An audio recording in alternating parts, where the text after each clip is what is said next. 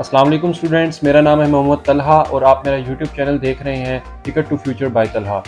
तो मेरे पास इंस्टा पे काफ़ी डीएम्स आ रहे थे स्टूडेंट्स के कि तलहा भाई हमारे पास बैंक स्टेटमेंट का बहुत इशू है, हम लोअर मिडिल क्लास से ताल्लुक़ रखते हैं तो हमारे पास फाइनेंशियल्स का बहुत इशू है। तो काइंडली हमें कोई ऐसा कंट्री बता दें जो यूरोपियन भी हो, शेंगन जोन में भी आता हो, उसका वीज़ा सक्सेस रेट भी बहुत ज़्यादा हो और वो वर्क परमिट भी ज़्यादा टाइम का देता हो। तो मैंने इसी के बारे में आज ये वीडियो बनाई है, तो मेरे साथ रहिए, आपको मैं उस कंट्री के बारे में बताता हूँ। तो स्टूडेंट्स, आज हम जिस कंट्री को डिस्कस करने वाले हैं वो है डेनमार्क। डेनमार्क का कैपिटल कोपेनहेगन है और यहाँ पे जो करेंसी यूज़ होती है वो है डेनिश क्रोन। यहाँ पे minimum salary 40,000 to 50,000 Danish krone per month है। यहाँ पे लिविंग स्टैंडर्ड ऑफ पीपल बहुत हाई है, यहाँ के पीपल्स बहुत फ्रेंडली हैं और second happiest country of the world भी डेनमार्क ही है।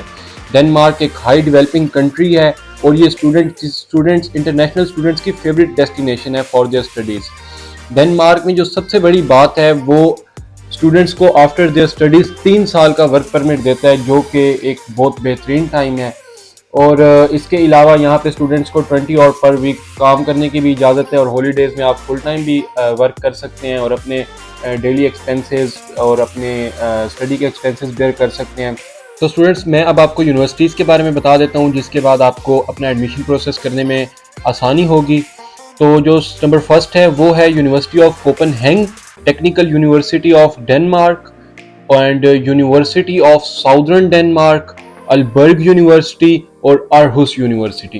तो स्टूडेंट्स, अब मैं आपको एंट्री रिक्वायरमेंट्स के बारे में बता देता हूँ कि जब आपने यूनिवर्सिटी में एडमिशन प्रोसेस करना है तो आपको क्या रिक्वायरमेंट्स रिक्वायर होंगी, तो आप अपना एडमिशन प्रोसेस कर सकते हैं बैचलर्स में या मास्टर्स के लिए। तो आपको मैं सबसे पहले बैचलर्स के बारे में गाइड कर देता हूँ। अगर आपने बैचलर्स में एडमिशन लेना है तो आपके पास मिनिमम 60% मार्क्स होने चाहिए, आपके पास आइल्स या पीटी, आपके पास 6 बैंड्स होने चाहिए और मिनिमम 5.5 ईच मॉड्यूल होनी चाहिए और पीटी के भी इसी के इक्विवेलेंट होनी चाहिए। ये 53 और 54 मार्क्स बनते हैं।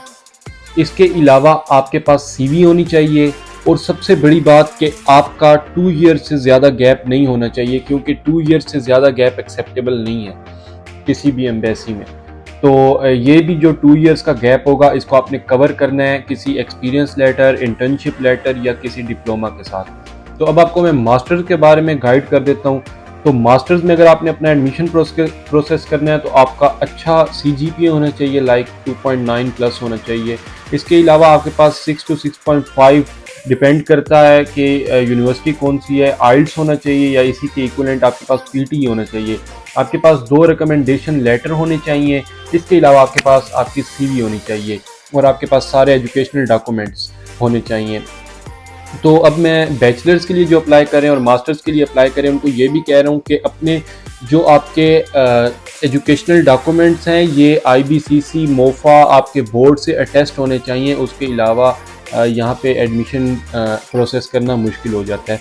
तो ये बाद में आप लोगों ने जिस वक्त वीज़ा फाइल करना है उसके लिए भी मैंडेटरी है। तो बेहतर है कि आप अपने डॉक्यूमेंट्स रेडी कर लें, जिस वक्त आपने प्रोसेस करना हो, अपना एडमिशन प्रोसेस करना हो, उसी वक्त आपके पास डॉक्यूमेंट्स अटेस्ट होने चाहिए। तो स्टूडेंट्स, अब मैं आपको इनटेक्स के बारे में बता देता हूँ। जो डेनमार्क की यूनिवर्सिटीज़ हैं वो स्टूडेंट्स को 2 मेजर इनटेक्स ऑफर करती हैं। फर्स्ट इनटेक फेब से मार्च तक होती है और सेकंड इनटेक सितंबर टू अक्टूबर होती है। तो अब आप लोगों ने ये उनके ऑफिशियल वेबसाइट्स पे जाके यूनिवर्सिटीज़ की वहाँ से देख लेना है कि एडमिशन कब स्टार्ट होंगे। आपको मैंने मेजर इनटेक्स बता दी हैं।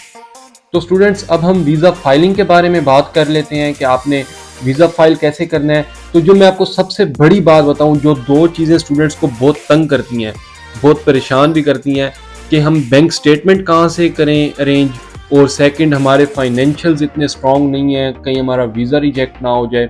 तो आप लोगों को मैं बताता चलूँ कि अगर आप अपने फर्स्ट ईयर की फुल फ़ी यूनिवर्सिटी को पे कर देते हैं तो ना आपको बैंक स्टेटमेंट दिखाने की ज़रूरत है और ना ही आपको अपने फाइनेंशियल डॉक्यूमेंट्स एम्बेसी को प्रोवाइड करने की ज़रूरत है।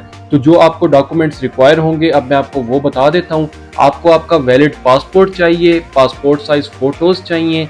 इसके अलावा यूनिवर्सिटी का एक्सेप्टेंस लेटर चाहिए, फ़ी पेमेंट रिसीट चाहिए। आपको all educational documents board, IBCC and MOFA से अटेस्ट होने चाहिए, वो चाहिए होंगे। इसके अलावा आपको इंग्लिश टेस्ट लाइक आइल्स, पीटी, डोलिंगो, नहीं डोलिंगो तो एक्सेप्टेबल नहीं है, आइल्स, पीटी और टोफिल ये आपके पास होना चाहिए। इसके अलावा आपके पास पुलिस करैक्टर सर्टिफिकेट और मोफा से लाजमी अटेस्ट होना चाहिए। इसके अलावा आपके पास एक स्ट्रॉन्ग मोटिवेशन लेटर होना चाहिए और आपके पास आपका CNIC ओरिजिनल होना चाहिए और आपके पास आपकी CV होनी चाहिए। आप अपॉइंटमेंट लेंगे एम्बेसी में और वहाँ जाके अपने डॉक्यूमेंट्स प्रोवाइड करेंगे, फिर आपका वीज़ा ऑफिसर एक छोटा सा इंटरव्यू कंडक्ट करेंगे 5 से 7 मिनट का। बड़े बेसिक से क्वेश्चंस होते हैं, बस आपने कॉन्फिडेंट रहना है, परेशान नहीं होना और अल्लाह का नाम लेकर अपना प्रोसेस स्टार्ट करें। इंशाल्लाह यू विल बी सक्सेसफुल। तो स्टूडेंट्स ये थी हमारी आज की वीडियो। अगर आपका किसी भी किस्म का कोई क्वेश्चन है तो नीचे डिस्क्रिप्शन में फेसबुक का भी लिंक है, मेरे इंस्टाग्राम अकाउंट का भी लिंक है, आप मुझे वहाँ पे भी DM कर सकते हैं, नीचे कमेंट बॉक्स में भी आप मुझसे पूछ सकते हैं। तो अगर आपको ये वीडियो पसंद आई है तो इसको लाजमी लाइक कीजिएगा और सब्सक्राइब करें और बेल के आइकन को लाजमी दबाइएगा। अल्लाह हाफ़िज़।